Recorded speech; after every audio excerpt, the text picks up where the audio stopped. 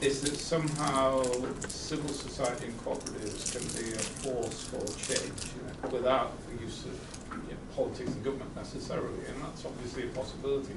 But I only throw out the thought that what I took from Bob and Dorothy's presentations, and in a sense from yours as well, is it's very hard to kind of persuade people that they should set up cooperatives. I mean, someone made the point, you can't, there have to be people who want to do it anyway, you know.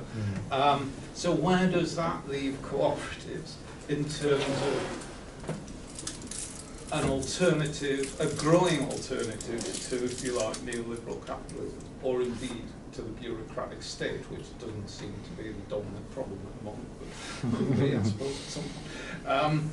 That, you know, how do you promote them, really? And is there any possibility of promoting them on a scale, as opposed to, you know, very modestly, very small? It's a question.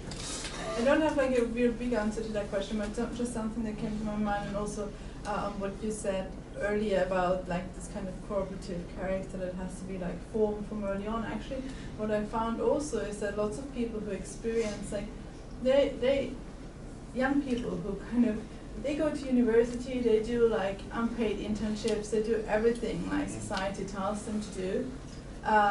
And still they are not succeeding, it's still not working out for them, they still don't have an income, proper income, they struggle from month to month.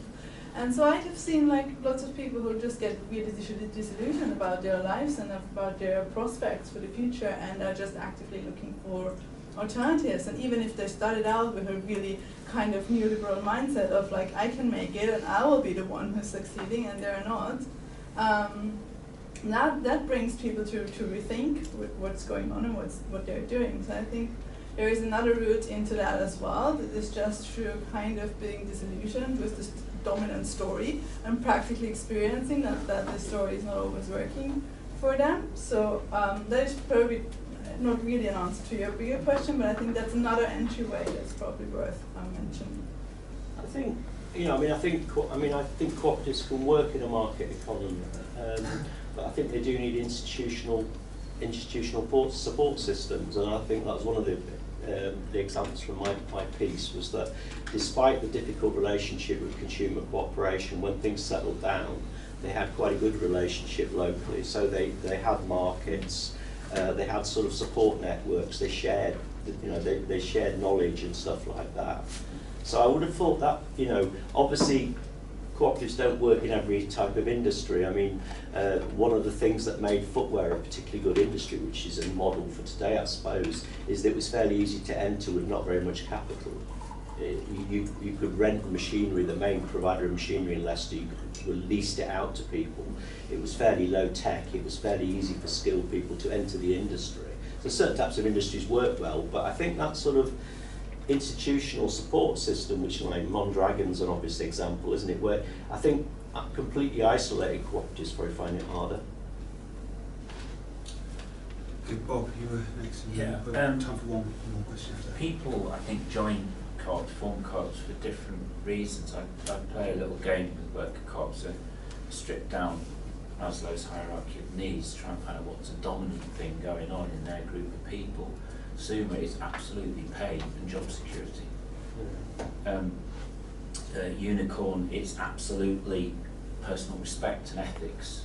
And I know others where it's the social, I want to be loved by a group of people I like.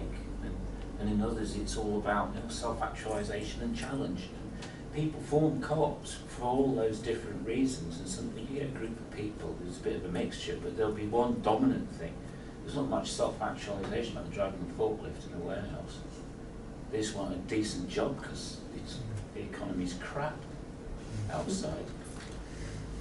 I think that, I mean, that was true of my people. They started off trying to preserve their craft skills, then eventually they had to mechanise anyway to compete. So it shifted towards employment protection and things like that.